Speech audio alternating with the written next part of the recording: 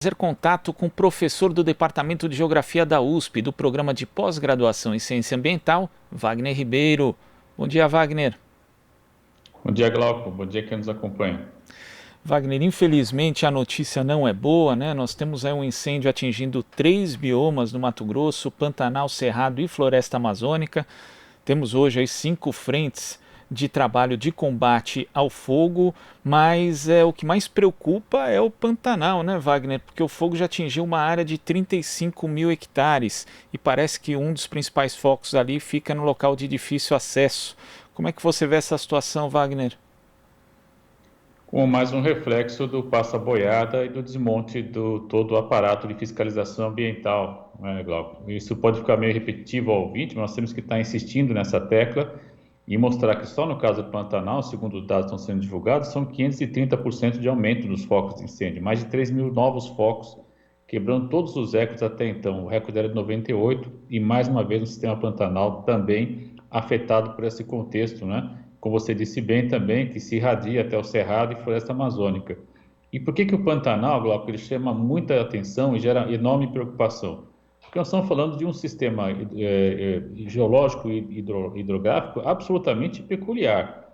O Pantanal tem um sistema de cheias que ocorre sazonalmente, todos os anos, como nós sabemos, e que esse ano, por exemplo, segundo colegas da própria Embrapa que acompanham e monitoram melhor esse quadro, nós tivemos já no período de chuva um volume de água menor, né, que acabou agora em março, e isso tudo já afeta, inclusive, a própria dinâmica de cheia e, de certo modo, facilita também a propagação do fogo. E gera muita inquietação porque esse aumento de focos de incêndio, Glauco, ele vem também, mesmo com a proibição tanto do governo federal quanto do governo estadual, tanto em Mato Grosso quanto Mato Grosso do Sul, que são os estados onde ocorre o Pantanal no Brasil, e apesar dessas proibições, estamos assistindo então o aumento dos focos de incêndio. Isso mostra que, lamentavelmente, a cultura do incêndio e principalmente da falta de repercussão, ou seja, quando a pessoa sabe que não vai ser punida, na impunidade, não vinha a palavra, ela está posta nessa faixa do território brasileiro.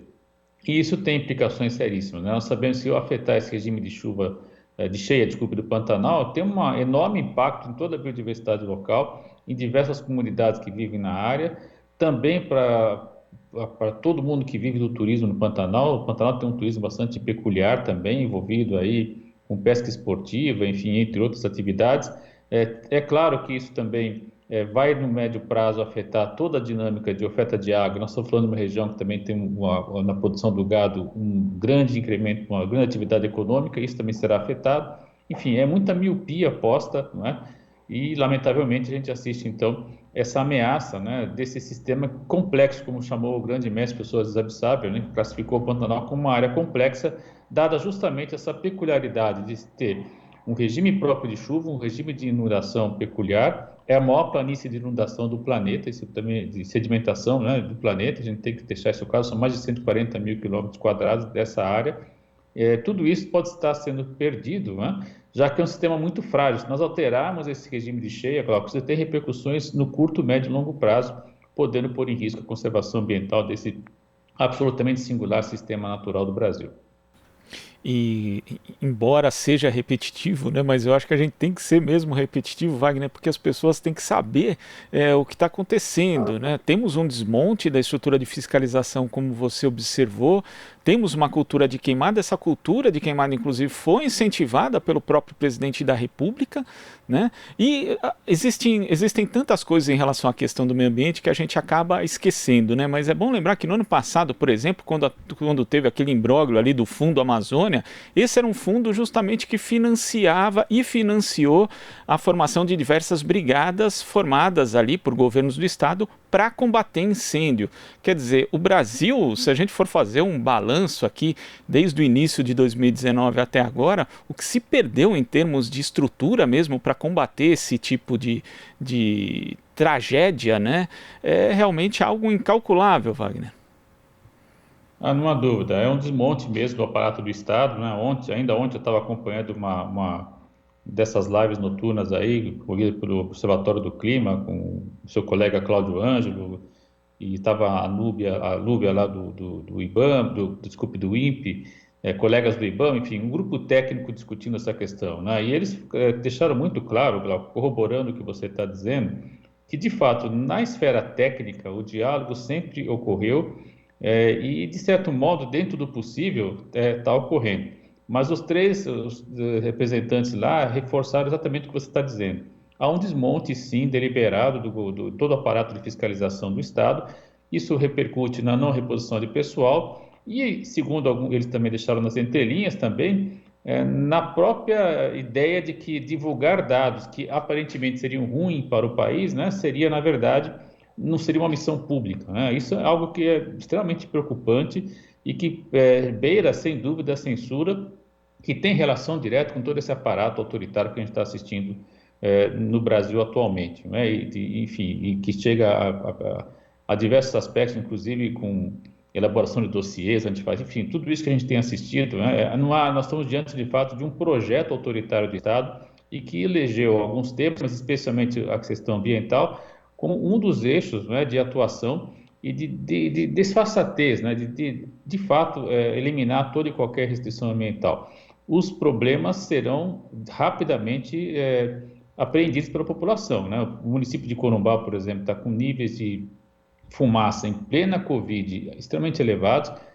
Isso, Corumbá é para falar de Mato Grosso do Sul. Se formos pensar no Mato Grosso, Poconé, que está a pouco mais de 100 quilômetros de Corumbá, está com níveis de fumaça extremamente elevados. Inclusive, ao que tudo indica, essa fumaça vai chegar a Cuiabá, que é uma grande metrópole regional, que tem um processo de verticalização muito intenso. Então, você imagina como é que você vai dispersar essa fumaça toda.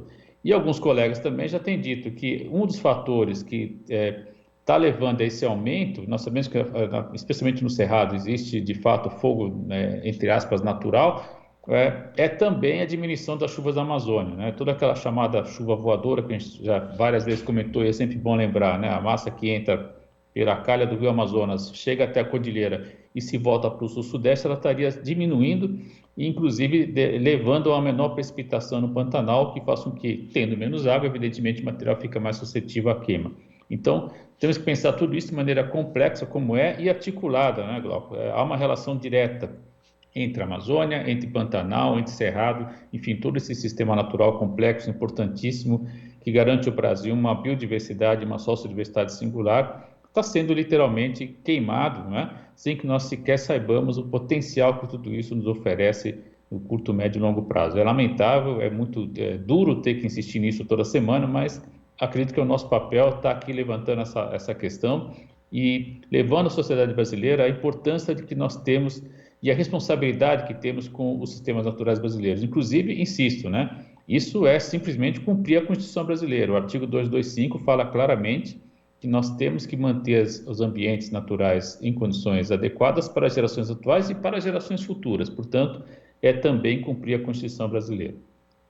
Wagner, eu estava lembrando aqui, inclusive, de um estudo feito por pesquisadores da Universidade Federal do Acre em relação às áreas queimadas na reserva extrativista Chico Mendes. E o que eles constataram, que é algo assim para lá de preocupante, é que as espécies nativas se modificavam, na verdade, não só as espécies vegetais, também como toda a fauna que existia ali, ela acabava mudando depois das queimadas. Então, às vezes, as pessoas têm essa sensação de que queimou ali, tudo bem, refloresta, porque fica a mesma coisa.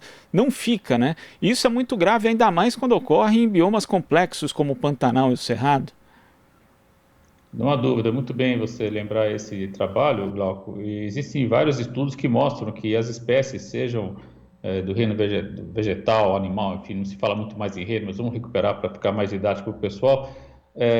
De fato, há uma adaptação, né? Nós temos diversos colegas da Unicamp também, liderados pelo professor Carlos Joly, que mostram, né, que como as espécies, as plantas, né, até insetos, enfim, e mamíferos de maior parte, eles acabam tendo sim adaptações na sua própria condição para poder suportar temperaturas mais elevadas, eventualmente períodos de secas mais elevados também.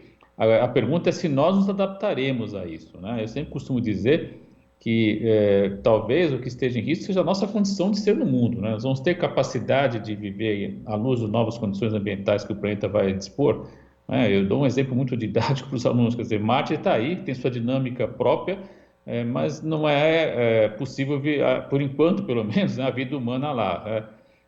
Não temos outro planeta com as peculiaridades do planeta Terra, então precisamos cuidar, sim, do nosso planeta, né? E essa leitura de curto prazo, é muito míope, né? Uma leitura, de fato, enviesada, que faz com que as pessoas não tenham clareza de que destruir a natureza, de certo modo, claramente está construindo a nossa incapacidade de reprodução da vida no planeta Terra. E isso é muito sério, muito preocupante. Por isso que a gente fala nisso já, no meu caso, há mais de 30 anos, e estamos aí junto com vários outros tantos companheiros, e é muito importante ter esse espaço na Rádio Brasil Atual, na TVT, para estar, sim, toda semana insistindo que essa questão é fundamental, e a gente está aí sempre disponível e disposto para participar desse debate e outros tantos que estarão pela frente, Glauco. É sempre importante mostrar essa disposição e debater essas questões, né? Infelizmente, a gente não assiste hoje no governo federal abertura para o diálogo, ao contrário, há um fechamento em relação à ciência, né? Há uma discriminação, inclusive, para quem produz ciência, quando não uma repressão, inclusive, para quem está produzindo ciência.